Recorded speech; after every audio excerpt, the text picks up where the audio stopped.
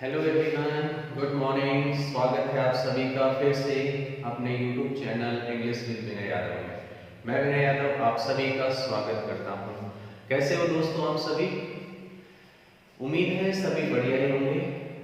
आज हम आपके सामने एक नया कॉन्सेप्ट लेके आए हैं। ये अक्सर कंफ्यूजन हमारे सामने रहता है टाइम और टेंसेस को लेके। टेंस जो है इंग्लिश ग्रामर में जब आप सीखते हैं तो कहीं ना कहीं हमारे पास जो इशू आता है वो क्या है कि हमें ये लगता है कि हम क्या सीख रहे हैं, टेंस सीख रहे हैं, या फिर हमें लगता है टाइम सीख रहे हैं। ठीक है, हिंदी में अगर हम बात करते हैं तो टेंस को हम काल कहते हैं और टाइम को हम समय कहते हैं। हिंदी में अगर हम बात करें तो टेंस काल और टाइम समय, यानी दोनों ही कहीं ना कहीं सेम हो जाते हैं। आज हम इस कंफ्यूजन को दूर करेंगे और इस पॉइंट को, इस कॉन्सेप्ट को समझेंगे। ठीक है, कोई भी नया जो भी यूजर है प्लीज इसको सब्सक्राइब करें। जो व्यूअर है जिसने चैनल को सब्सक्राइब नहीं किया है, आपका अपना channel English with Vinay Yadav, जिसमें ग्रामर के नए नए कॉन्सेप्ट, नई नई चीजें आपको मिलती रहेंगी। Let's start the class start कर रहे हैं और कंफ्यूजन को समझते हैं। सबसे पहले अगर हम इस बात को ना समझें, हम इस बात पे चलें कि टाइम क्या होता है।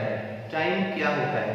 तो दोस्तों टाइम अगर हम बात करें तो मैं अगर इसकी डेफिनेशन में या इसकी पॉइंट में आप लिखो स्टेट ऑफ चेंज, अगर हम इस बात को समझते हैं, हमने क्या लिखा? परिवर्तन की अवस्था। परिवर्तन की अवस्था, जैसे आप लोगों ने सुना भी होगा, आप लोगों ने सुना होगा अपने पेरेंट्स से, अपने ग्रैंड पेरेंट्स से, बड़े बुजुर्गों से कहते हुए सुना होगा कि समय जो है बड़ा बलवान है ना, समय कैसा भी हो निकल जाता है। इस तरह की बातें हम सुनते आए हैं, ठीक है ना।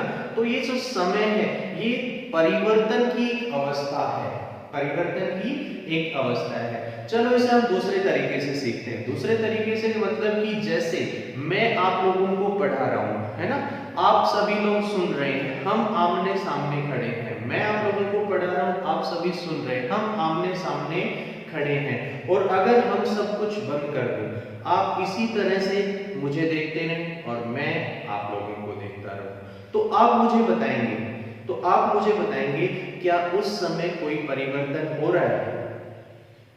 क्या उस समय कोई परिवर्तन हो रहा है? अब अलग अलग आंसर्स हमारे सामने आते हैं कि हाँ जी हो रहा है, हाँ जी नहीं हो रहा है। जी हाँ बच्चों, उसमें परिवर्तन हो रहा है। परिवर्तन क्या हो रहा है कि हम चलो कुछ भी हम कर नहीं रहे हैं, लेकिन एक दूसरे को देख रहे हैं। उस समय हमारे दिमाग में बहुत सारे विचार चल रहे हैं। कुछ लोग खाने की सोच रहे हैं, कुछ लोग घूमने की सोच रहे हैं, कुछ किसी के बारे में सोच रहे हैं, है ना। किसी को भूख लगी है, किसी को और कुछ भी लगी है ना। तो हम क्या कह रहे हैं बच्चों कि परिवर्तन तो हो रहा है, चाहे हम कुछ कर रहे हैं या नहीं कर रहे हैं, है ना। तो ये परिवर्तन की जो अवस्था होती है उसे ही हम समय कहते हैं, उसे ही हम टाइम कहते हैं, जिसमें कंटिन्यूअसली चेंज होता रहता है। ठीक है, बेसिकली ये जो वर्ड है लैटिन लैंग्वेज के एक वर्ड से आया है।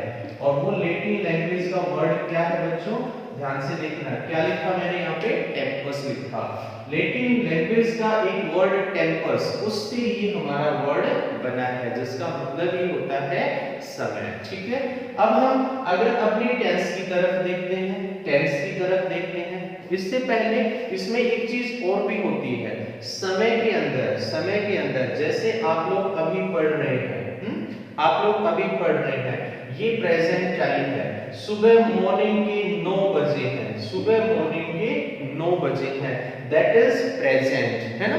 और मैं आपसे कहूं कि बच्चों आपने सुबह 6 बजे, आज सुबह 6 बजे आप क्या कर रहे थे? अब सभी के दिमाग में अलग अलग आएगा जी। कुछ खाना खा रहे थे जी, कुछ एक्सरसाइज कर रहे थे जी, फोन पे बात कर रहे थे, कुछ कर रहे थे, है ना। तो सभी का अलग अलग हो गया। तो जैसे ही आप इस साइड में आते हैं तो ये कौन सा समय का कौन सा हिस्सा हुआ बच्चों? ये हो गया हमारा पास्ट। और आगे की तरफ अगर जाते हैं तो ये हमारा कहीं ना कहीं हम बात करेंगे किस चीज की? फ्यूचर के। फ्यूचर जो होता है बेसिकली समय का हिस्सा ना होके हमारी एक इमेजिनेशन होती है हमारी कि हम ये काम करेंगे, वो अभी आया नहीं है, हमने सिर्फ इमेजिन किया है। तो ये बेसिकली समय के 3 एस्पेक्ट्स आप लोगों के सामने हैं।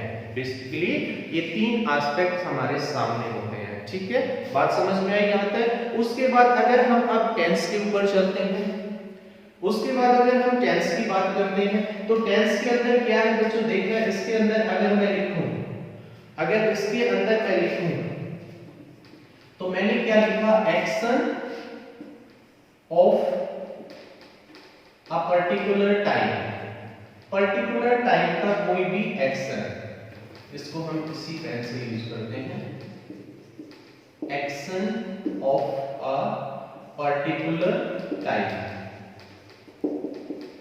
इसमें क्या चीज बता दी इसने बता दी इस समय के पर्टिकुलर पहलू पर कोई एक्शन का होना, वो टेंस कहलाता है।